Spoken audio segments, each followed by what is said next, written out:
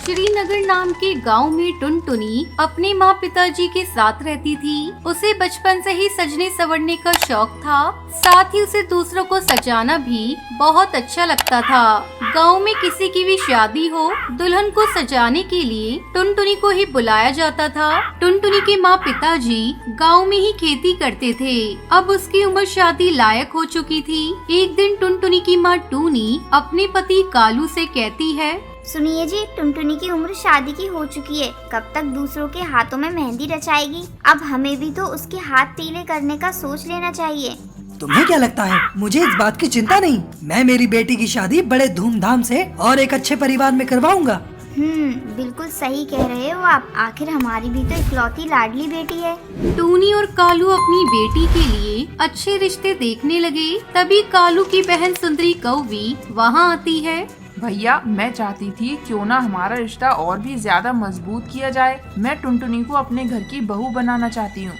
सुंदरी की ये बात सुनकर कालू बहुत ज्यादा खुश हो जाता है और अपनी बहन की बात को मान लेता है। क्योंकि सुंदरी का बेटा ब्लैकी एक अच्छी जॉब पर था, तो कालू ने बड़े ही धूमधाम से टुनटुनी और ब्लैकी की शादी करवा दी। अपनी बहन का बेटा है ये देख कालू ने इसकी कोई जांच पड़ताल की ही नहीं। अब शादी के कुछ दिन बाद ही ब्लैकी टुनटुनी को छोड़कर शहर चला जाता है। साथ ही उसे कभी मिलने नहीं आएगा, ये चिट्ठी में लिखकर चला जाता है। टुनटुनी, तुम सुंदर तो हो, लेकिन साथ में एक अनपढ़ और गंवार चिड़िया हो। मुझे लगता है तुम घर के काम के सिवाय और कोई काम नहीं कर सकती। जब ब्लैकी उसे छोड़कर गया तो उसे बहुत ज्यादा बुरा लगता है। साथ ही उसे ये जानकर बुरा लगता है कि वो पढ़ी लिखी नहीं है, इसलिए ब्लैकी ने उसे छोड़ दिया है। वो रोते हुए अपनी सास से कहती है,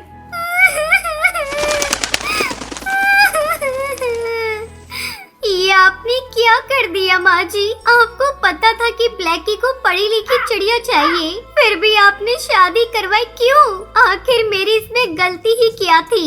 आपने मुझे और अपने भाई को धोखा दिया है, धोखा। उन्हें जब ये बात पता चलेगी तो उनका क्या होगा? ये सोच सोच कर तो मेरी जान जा रही है।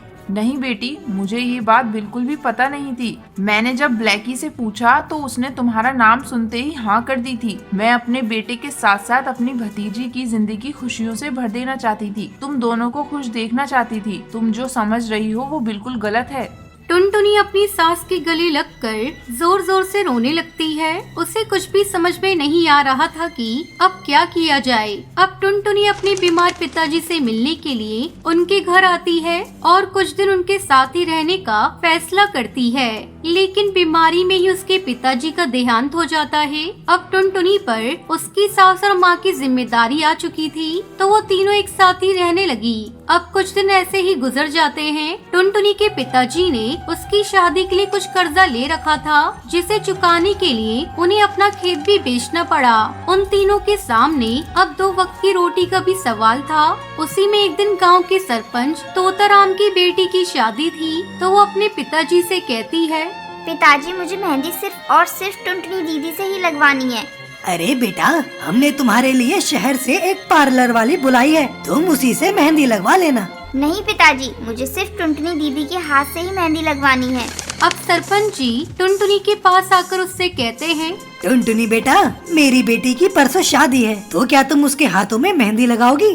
सरपंच जी, आप तो जानते हो कि मेरे हालात कैसे हैं। टुनटुनी की बात अभी पूरी भी नहीं हुई थी कि बीच में ही सरपंच जी बोलते हैं, देखो टुनटुनी बेटा, अब जो हो गया सो हो गया, लेकिन अब अपनी जिंदगी को वहीं पर रोक के कौन सी अच्छी बात है। अब तुम पर इतनी सारी जिम्मेदारियां हैं, तुम्हें अब कुछ न कुछ तो करना ही होगा। कब तक ऐसे रोते हुए जिंदगी गुजारोगी? और हाँ, मैं तुम्हें मेहंदी लगाने के कुछ पैसे भी दूंगा, ताकि तुम अपनी जिम्मेदारियां पूरी करने की शुरुआत कर सको।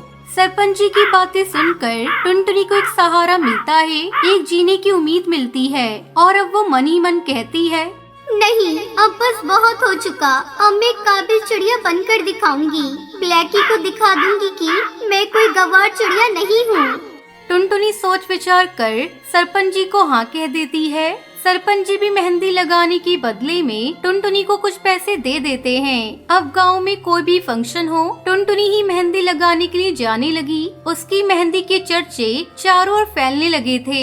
मेहंदी लगाने के साथ साथ ही वो अपने घर पर ही मेहंदी के कोन बनाकर बेचने लगी। उसकी मेहंदी का अच्छा रंग चढ़ता है। ये बात सुनकर आसपास के गांव के पक्षी भी उसके पास आने लगे और मेहंदी के कोन खरीदने लगे।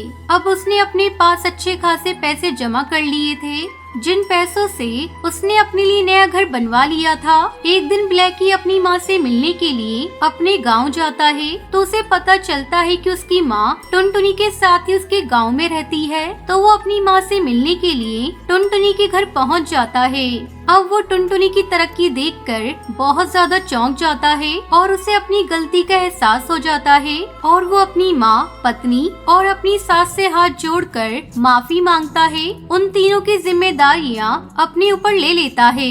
साथ ही टुनटुनी का काम भी अब बहुत जोरों से चल रहा था।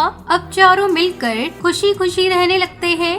इस कहानी सीख मिलती है कि काम कोई भी हो, अगर मन लगाकर और पूरे विश्वास के साथ करो तो तरक्की मिल ही जाती है।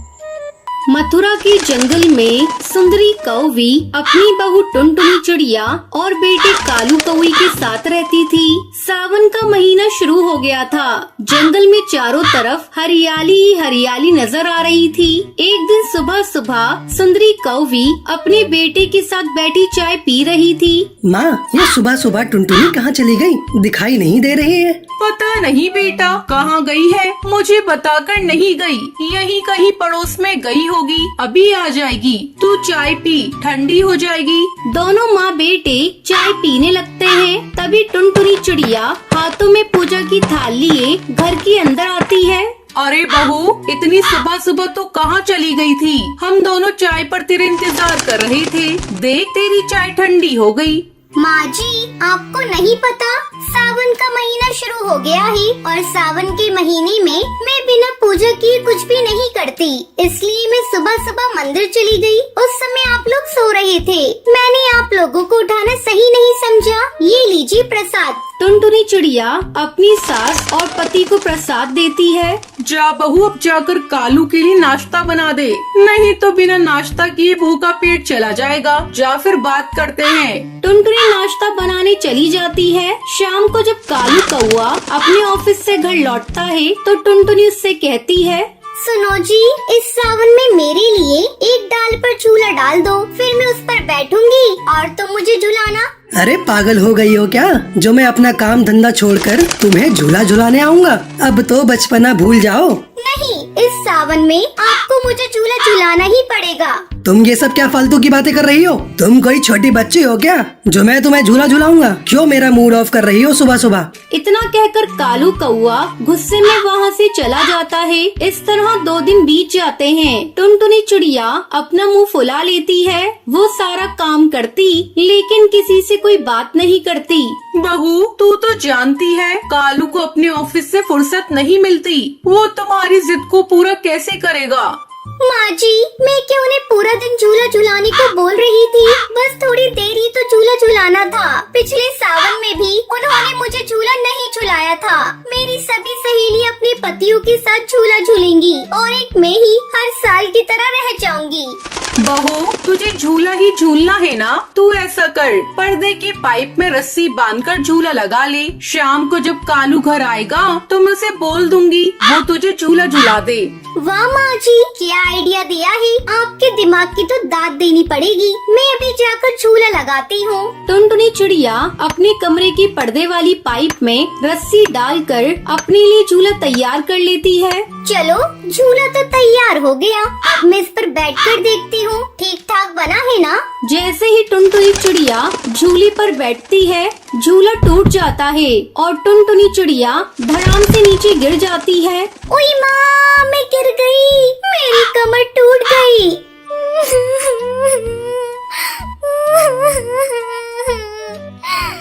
टुनटुनी के रोने की आवाज सुनकर सुंदरी कौवी वहाँ आती है। अरे बहू, तू नीचे कैसे गिर गई और तू इतना चिल्ला क्यों रही है?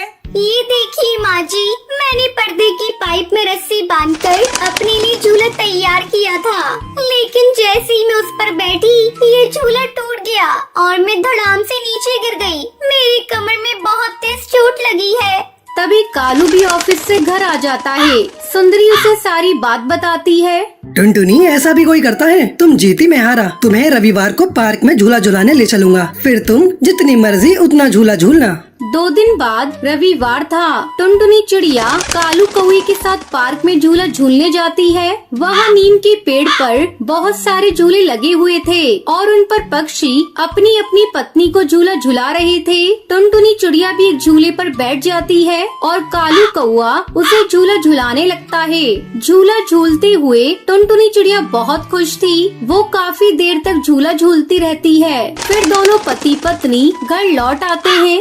माँ जी, आज मैं बहुत खुश हूँ। मेरा सावन में झूला झूलने का सपना सच हो गया। अब मैं भी अपनी सहेलियों को फोन पर बताऊंगी कि मेरे पति ने मुझे झूला झुलाया है। माँ जी, अगर आज आप भी पार्क में आई होती तो देखती बहुत सारे पक्षी अपनी पत्नियों को झूला झुला रहे थे। बहू तो खुश है ना, यही मेरे लिए बहुत है। इस तरह सभी खुशी खुशी रहने लगते हैं।